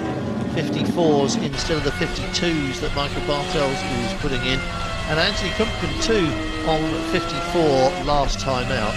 Yeah, and Michael Bartels again eating into that gap, reducing it to 14 seconds last time through, and looking very good with Andrea Bertolini to take the car back over at some point between now and the 2-hour mark. 31 and a half minutes remaining, and we're betting on an early, well, I was betting on an earlier pit stop for the Corvettes and perhaps the Celine than the Maseratis, but you might now see Ryan Sharp come in and they try and do something about the wiper as quickly as they can. He's got to do 35 minutes in the car, and I think he's sort of more or less there now, isn't he? So it was just before the hour that they changed, and we are just coming up to the half hour, so that 35 minutes. Encut, they've got the pit board out for the number 2 Maserati, and let's hope that Miguel Ramos will stop in the right place this time. Yep, and Alex Miller already standing by as we're on board with Miguel Ramos, bringing the car into this fairly narrow pit lane. It really tightens up on you as you turn in there, and not a lot of room to get these wide cars down through there. There's the 97 car. That's Luigi Lucchini handing back to Martin Ragginger out of, I think, 4th place in class. Maybe 5th now. Nylander still leads GT2 ahead of the Aston Martin of Makovici, who has taken that place by dint of the Holzer Porsche having made its pit stop. Here's the pit stop for the Maserati though. Muller in, Ramos out. Muller was dynamite in his first stint, Graham, dynamite, and he's now got a job of work to do because that car had dropped down from the position he fought it back to. I wonder what he's like in the rain. Are we going to see fireworks? We certainly saw that rapid turnaround from the Maserati. You saw the pit stop there. It was there for as long as it took to change drivers, and then the hose came off and away they went. Yep, and no question of changing tyres again, already on the wets, and they won't have worn yet. In these conditions, the wets should last well. Back goes Alex Muller, out past the pit lane speed limit, sharp right, and rejoin at the hotel corner. Now what's happened, of course, is that this car is dropping out of its 4th position on the leaderboard, having made a pit stop, and these timing screens will catch up with that if you're watching it on the internet on mstworld.com. Oh, a little bit squirrely on the brakes there as Alex Muller finds out for himself just how slippery it is, but he'll drop off of his 4th place. We'll have to wait for all the other pit stops to occur before we find out how he's doing, and I'm surprised that was a little bit earlier. I would have expected Maserati to be later for their pit stops, but it may just be they wanted Alex Muller in this car as quickly as they could, and that was Miguel Ramos's 35 minutes and get out. Yeah, I think that's exactly it, Richard, that Muller is the quicker of the 2 drivers in the number 2 Maserati, and the maximum seat time for him is going to bring the best result, providing he can adjust fairly quickly to the conditions which face him now, and which are markedly different from the ones which were not there before, which were not present before. He was on slick tyres, remember, and it was a damp track. Now he's on wet tyres and fully wet circuit. Very exciting moments when he was out there. Andrea Bertolini putting on his crash helmet in the Maserati pit box. It's his turn again in the number 1 car when Michael Bartels brings it in. And at the moment, timing and scoring says it's Kumpen, Bartels and Sharp. And Ryan Sharp's in the wrong place and has had to be pushed up to his pit box, and that will cost them seconds. And that may well be a legacy of the condensation inside the car. In fact, if you look at that shot now, you can't see through that side window. It's completely opaque, as is the windscreen pretty much. So they're going to need to try and do something with that if they can. They've got to tear off the screen, which will help for a brief moment. Giving the windscreen wiper a tug backs and forwards probably isn't going to make it work that much better. They're putting a cloth across the inside of the windscreen, but as soon as those doors get closed, more dampness gets in somewhere, because a lot of race cars are never quite waterproof. Yes, the windscreen wiper works manually, but I'm not sure you could have a ride-on mechanic doing that for you. I'm sure they were hoping that wiper had just seized up, and if they worked the motor a couple of times it would set itself free. But seconds ticking away there in the pits that you will never get back on track, and really they're much better off losing half a second a lap because Carl Mendinger can't see than they are sat in pit lane twiddling with the windscreen wiper, hoping to get it going. And as you can see, Rendlinger's on his way out of the pit lane now without it, and he's going to have to do the last 26.5 minutes of this race without a windscreen wiper, and with condensation building up again on the inside of the screen, although they have wiped it, and as you say, Graham, pulled off the 500 quid ago tear off on the windscreen. That's a horrifying price, isn't it, for a bit of film? But there is Carl Bendinger, and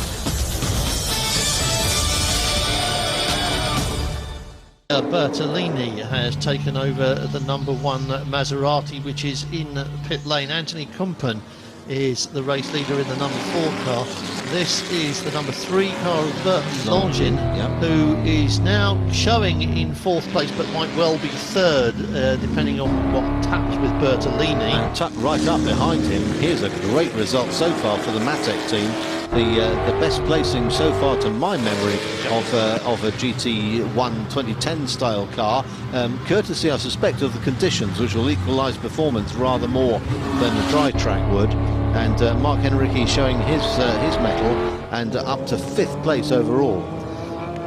Rain wipes out the performance edge. If you've got more power on a dry track, hooray. When it's raining, you can't use it, and if you do, you tend to do what we've seen so many people do and just slide off if you're a bit too free with your right foot on the throttle. Look at that, fighting the Ford through this corner ahead of Mark Henrique. Bert Longin is taking it very cautiously with the Corvette, and who can blame him in that car in these conditions? And the Ford, I think, is wanting to be past it. I think Henrique thinks he is faster on a lap, and he's going to do it. He's going to have a good try, but Longin on the gas now. It's a drag race to the Shell corner, and the Corvette is bound to win it. Absolutely no trouble, but on the brakes a lot sooner, and that's exactly what we're talking about. And Bert Longin just holding on to this position, and it is a battle for position. Longin wanting to stay clear of the 2010 car, but Mark Henrique really wants this, doesn't he? He really does, and he'd deserve it if he gets it, which he has now on the inside there, just holding the line, forcing Bert Longin out wide. But again, we're down to a power now, and has he been able to carry enough speed through the final corner? James Rouffier doesn't look too pleased with that result, but I don't think Bert Longin really had any answer to the Ford, which is clearly more nimble through the corners. Coming into that 90 left into turn 1, and Longin can stay with the Matek Ford on straight line speed, but as you were saying, Richard, clearly having to brake earlier and losing a lot of time through the corners. Condensation on the screen quite clearly visible, even with the wiper visibility is not up to much.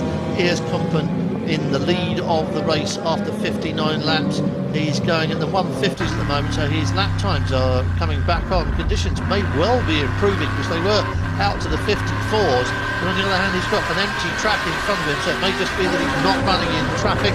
Mike Hazeman there in the race suit is waiting for his turn to get back in, isn't he? Because we need another pit stop from this car. And they've got about a minute in hand over Bertolini in the now back in the number 1 Maserati, with Alex Muller still showing in 3rd. And about a minute is what they're going to lose, winding their way through pit lane and doing a driver change. Is about a minute. There's a large part of the pit lane that isn't on the speed limiter, but then there's a part of it that is.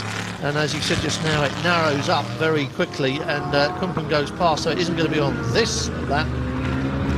Not looking to come in this time. Anthony Kumpen will stay out perhaps as long as he possibly can, try and build that advantage and give the pursuing Bertolini less time to take advantage of Mike Hazeman's having to take the car over and maybe even acclimatise slightly to the conditions himself. If you want to know how bad conditions are out there when you haven't got a windscreen wiper, Carl Wendlinger is now 9th. And that was Carl Wendlinger, I think, we saw being passed by Kumpen just a moment ago, probably as a legacy of not being able to see out of the front of the car. Dropping out of the points. When they get out of the points, it'll reach a moment where it's probably better to pull it off and park it than take any risks. Here's your GT2 leader though, Tony Villander, still doing the job in the rain. And still owing us a pit stop. Rooney waiting to take it over, 19 minutes, and that's getting a little bit skatey as well. The back end of the AF Corsa Ferrari just starting to get away from Tony Villander. That's another off-track excursion for 56. Who got at this? Rob Bell this time. It was Andrew Cordy last time we saw that car heading off into that particular piece of scenery.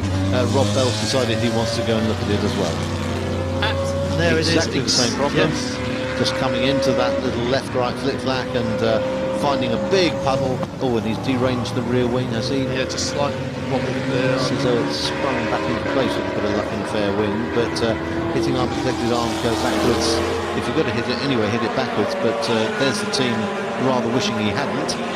At the risk of cursing, with the commentator's curse, that number 4 Corvette that just dropped out of the bottom of our picture, I believe it to be the only car that hasn't had a spin so far. A little bit of damage in our there. leading group. That has got a bang, hasn't it? But everybody else in our sort of top half a dozen, apart from Mark Henrici, I think all of our leading contenders have had some kind of excitement during the course of the past almost 2 hours. Yes, they and the Aston Martin that we can see in shot here have been the cars which have been singularly untroubled, if you like, by the conditions.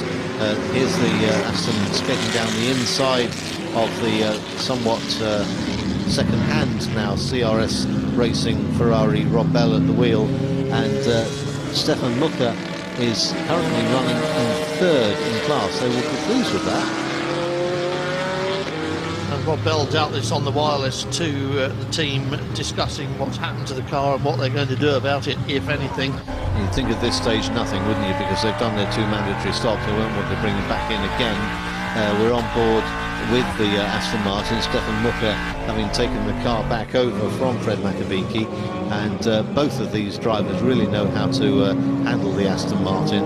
It's not a full season entry for us here, I believe, which is a shame, because it would be nice to see them every round. There are only a couple of cars which owe us a pit stop, 3 or 4 perhaps.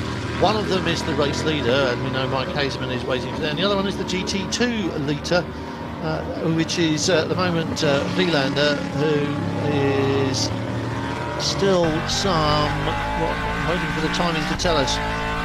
P2 in GT2 hasn't crossed the line yet, so I don't know what the gap will be on this lap, but he's got a handsome lead in GT2 as Tony Wielander and Bruni's waiting to take it over. Yeah, both class leaders currently still in with pit stops with just a shade over a quarter of an hour to go. See, it's so murky you can't see who's out there, and that is Marco Holzer, isn't it? Who's taken over the 61 car and is 1:12 behind Wielander. That is very nearly the lap, isn't it? Yep, pretty much on song. Sean Edwards had a great stint in the middle of that session, bringing the car up into contention for the class. And Tony Wielander really is doing the business. Conditions do seem to be improving. Anthony Cook's just dropped down into the 149s on his last lap. Prior to that, the GT2s and GT1s are all lapping at very similar 152s, 53s, 54s. But it does seem as if it might just be drying out a little bit, although we've got heavy rain in places and we do have standing water, which is the biggest problem for everybody. Darren Turner back on track, having been assisted out of his gravelly moment after something of a delay, which won't have pleased him at all. Back end breaking away as soon as you touch the throttle. And they too will owe us another stop, won't they? There it goes. Because there it is coming in. Darren will have to hand back to Michael Crum. Carl Wendlinger still in 9th place, is still going round 2:01 on his last lap. He's 10 seconds a lap down on the race leaders without a windscreen wiper. The gap between Kump and Bertolini has stayed almost exactly the same at around 58-59 seconds, and at some point Kump is going to have to decide when he's going to dive in. Here is the Nissan crew, Michael Crum standing ready at the right hand side of the car there. Out bails Darren Turner, in gets Michael Crum. The two drivers pretty much the same size, no driver seat inserts needed. Just get those buckles done up as quickly as you can. 40 kilos added to this car for being an occasional visitor to the championship. If you don't run the full season, you're awarded a balance penalty just to encourage you to take part. Yeah, 40 for having two drivers of professional standard, a platinum and a gold. 20 for having, because it's GT2. Yeah, GT2, they get a 20 kilo penalty. But nonetheless, they're doing 60 kilos of ballast around in a development car, and it, I'm sure, doesn't help the team who are trying to develop this car if the weight of the thing is constantly varying. However, rob you of your base point. This is the 44 car we were admiring earlier on for multiple reasons, not just because it looks like that, because it's actually in 5th place. Yeah. 2010 Spec Ford GT. And had made its way up to 4th past Bert Longin, but appears to have lost that place again. Now, whether that's just as it came into pit lane this time through or before, so I wasn't watching the timing screen exclusively, I can't tell you. However, Kumpen still heads the field 59 seconds still that gap, but they still need to come in and do this final stop. Out goes the Ford. That'll now be back in the hands of Thomas Much. And here is the number 19 car we saw in the damage, in trouble earlier on. Xavier Marson very much in the wars from turn 1 of the entire race. And he's in the wall.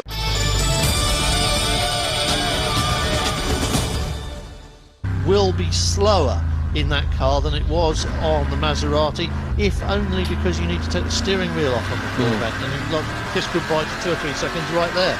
Yep, absolutely. We've still got pit stops due from our GT2 leader as well, but let's concentrate on this this one. You can see the in-car shot there, picking his way through the puddles and coming up onto the back of yet another car to be dealt with. Less than 10 minutes now, just ticking under the 10 minutes remaining. Kumpen leads it, Bertolini, Muller and Longin in the top 4. Sasha Masson is still in 5th place despite pirouetting.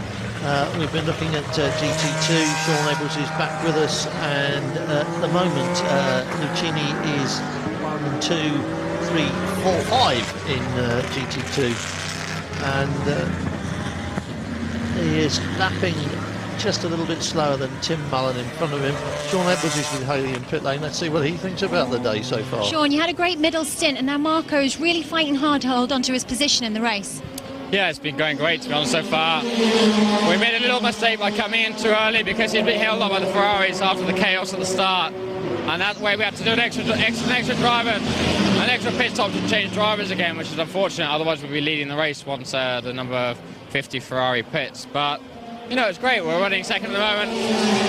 High, good pace in the way. Holds is going great. He's keeping on the track. And, you know, we'll keep pushing to the end and see if we can catch the Ferrari. But we're happy with where we are at the moment. How was the Porsche feeling in the middle stint once you got into the car and out onto the track? The conditions were changing every lap. It was really, really difficult, to be honest. There was a lot of standing water around the track, and it was really hard to keep the car pointing in a straight line. But the setup of the car was good. We're a little bit too much understeer, but it's safer in the wet. The traction was great off the corners, and you know, what can I say? You know, we drove out, I think we were the quickest GT2 car on track for a while anyway, and you know, we'll just keep it going. Thank you for talking to me. Thank you. That T word again with Porsche, traction, is very often the key to it. And I'm reading completely the wrong name on the timing screen there before we went to Sean Edwards.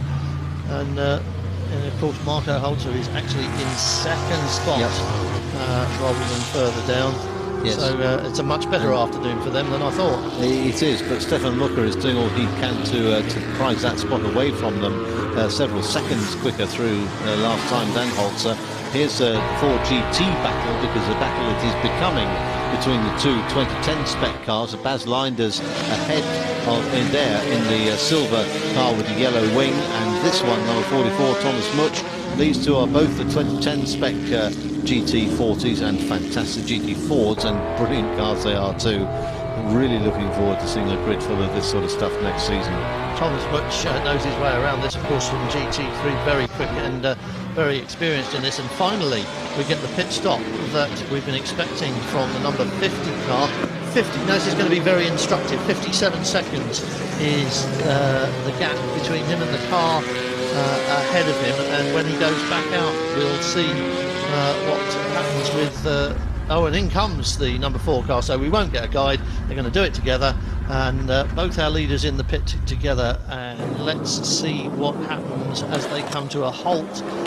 53 seconds was the countdown on the clock as Anthony Kumpen hands this over to Mike Hazeman. It's not going to start. Oh, it was so good. It was 8-9 seconds. Now it's got a little bit slower, so it's dropped a couple of seconds, but that was a good fast handover. And of course it didn't need to be on the fuel pipe for very long, so it was just the driver change. But the car we're looking for is just coming around the corner in the background. Andrea Bertolini, I think he's going to be second at the end of the next lap. Hazeman is out by the hotel now, and here comes the car that could have overtaken him in the pits, but hasn't done. Andrea Bertolini was 45 seconds behind last time they went across the start-finish line. Now he is looking up the road to see how much is the gap between himself and the race leader. The Maserati team sat in the pit box watching that. They know that they are second, but where is the Corvette? Looking through the screen of the number 1 car, looking ahead up the road. Where is that yellow Corvette? And it's gone, Out of hasn't it? sight. Out of sight is the answer for the moment, Richard. Andrea will have to make short work of passing this CRS Ferrari if he's going to maintain his own lap speeds, which he must do in order to have any chance of tracking down Mike Hazelmans. But Hazelmans is a wily creature. There's only 5 minutes left in which to try and break down this gap. The way we're going, there are 3 laps left in this race, so I think it's fair to say that Andrea Bertolini has got 2 hopes of catching Mike Hazelman. Bob Hope. Yep, and no hope. And fingers crossed for Mike Hazelman that nothing untoward occurs. Conditions are much better now than they have been. The wiper going full blast on the Maserati. You can see there's less water on our camera lens. There's still a lot of standing water about the place, but the track is starting to dry out a bit, and you can see a racing line there. The tyres have cleared it, and it's making a bit of an easier job, although it's not helping Carl Wendlinger, who still can't see anything out of his windscreen, but he's soldiering on, hoping that he can pick up a point or 2 that might help him in the championship. It's so important that they didn't have a race weekend like this this weekend. So another nightmare weekend for Ryan Sharp and Carl Wendlinger, and here we are, 10.2 is the gap between first and second place. So it's a 10-second gap between this Maserati and the race leader, with 4 minutes left to go before the checkered flag can be unfurled from its becket. Yeah, Wendlinger and Sharp will still score a few points, of course, because the 2 of the cars ahead of them are the 2010 spec cars, which aren't point scorers in this championship. However, not getting the hatful of points that, as you quite rightly said, they really need to maintain a challenge for the season. Bertolini and Muller, however, will strengthen Vitafone's grip on the team's championship even further. Very dear to Michael Bartel's heart is the team championship, but at the same time he's got his cars in the right order out on the track, all lined up in the proper 1-2 fashion for the 3rd finish of the year, and that will, as you say, Graham, increase their championship lead, even though they aren't going to collect the complete 10 points. They'll still get the next best thing, and with Wendlinger back down the grid, that's not going to help his cause at all. No, on board with Michael Krum, having taken over the Nissan from Darren Turner, and back in car with this very, very good sounding. I love the onboard sound from this car. Nothing quite like a V8, is there? Throaty growl. Much slower in the rain than it was in the dry, and much more difficult for everybody as Michael Krum keeps it balanced on that throttle, resists the temptation to nail it until he can see it straight ahead. But even then, a little bit of back-end movement. Hasserode, a long left-hander that takes you through 180 degrees and points you back down the way you came, running back past the pits in the opposite direction. There's something hanging off that Ford that wasn't hanging off it quite as much earlier on, was it? Yeah, no, it's got a little bit of loose bodywork there, but nothing that's going to upset Baz Liners at this point. What is going to upset him is the pursuing car of Thomas Much, which is getting ever closer. Thomas Much, we know, knows his way around this car and is a formidable driver in it. But of course, Baz Linders, we saw a few times when he was driving the Vertigo, when the rain comes, Baz Linders comes alive. He can do it, can't he? Yep, and he's going to have to show how well he can do it now, because Thomas Much has closed right up onto the rear wing of the similar VDS car, the Mark van der Straten team from Belgium in the silver car against the Swiss Matek team in the black car. Little battle of honour going on here. Thomas Much will be very keen to pass Baz Linders, and I dare say he's going to have a stab at that. 1.5 minutes left, and where are the leaders at the moment? They're in sector 2, so we are going to get to... Oh, he's right up behind him. Ooh, that was close. I think we're going to have one more lap out of this one, and so he does have a chance at getting past, but they are so evenly matched on power. Look, as they go through the gears, nothing happens. Grabbing 5th on the run towards Shell, and Baz Linders can't get past the Celine, and Thomas Much can't get past the Ford. And again, will he close up And will he try and get a run on him on the main straight, or will he try one of those little dives up the inside here that we've seen so many people have a stab at over the weekend? No, he's not. I sort of think discretion, valour, all of those things flashing through his mind, really. Wouldn't have thought they are just yet. When he gets to the last corner of the very last lap, then the discretion and valour might come into it. But for the moment, it's red mist, and let's see if we can't get past. That's a shame. That's Carl Wendlinger, is it? Yes, it is. Pulled off to the side of the track. Well, he was going to get some points. He now isn't going to get some points. Carl Wendlinger and Ryan Sharp, 2 DNFs in a row, and that's a really difficult hurdle to climb over in a championship season. And that's going to hurt them badly. You wouldn't want to think that was fuel, would you? Don't. However, we're on board with Mike Hasemans, has about a 10-second lead and has been constantly at 10 seconds since pit stops over Andrea Bertolini. Bertolini not able to make any inroads into that any more than Alex Muller has been able to improve his third place. So it's Corvette, Maserati. We're on board with the leading car. The clock has ticked down to 0, so this will be the final time through the Shell and Nebo S's for Mike Hasemans. Up the hill to the right-hander, and he's almost home, Richard. I'm going to tell you something now that I couldn't say earlier on because I didn't want to do the commentator's curse, but on Friday morning I said to Mike Haseman, I've had enough of this. Go out there and fix it for me and win this race on Sunday, will you? And he is just about to do it. Mike Haseman is over the line at round 3. Checkered flag drops for PK Racing. Anthony Kumpen and Mike Haseman, 2 happy, well, I can say happy Dutchmen. Haseman Dutch and Anthony Kumpen is Belgian. Andrea Bertolini and Michael Bartels will be very pleased, thank you, with second as far as the championship's concerned. But that isn't what Michael Bartels came here for, is it? He didn't. He came here to win. This is Germany. It's just their home round. Baz Leiders has managed to keep the VDS team forward ahead of the Matek. So well done to them, and that's a very good result. 5th, 6th and 7th overall for the 2 2010 cars in that spec. And what's happening in GT2? Where is our leader? There he is. There he is. Heaving out of the mist just in time. First time this year for Tony Wielander and Jimmy Bruni to take the GT2 checkered flag, and that's going to be especially important to them.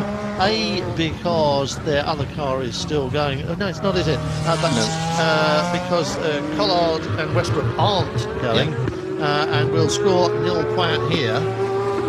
That will bring the championship a little bit more into focus for them and make title defence seem a little bit more feasible with that checkered flag, and you can see the team are very happy with that one.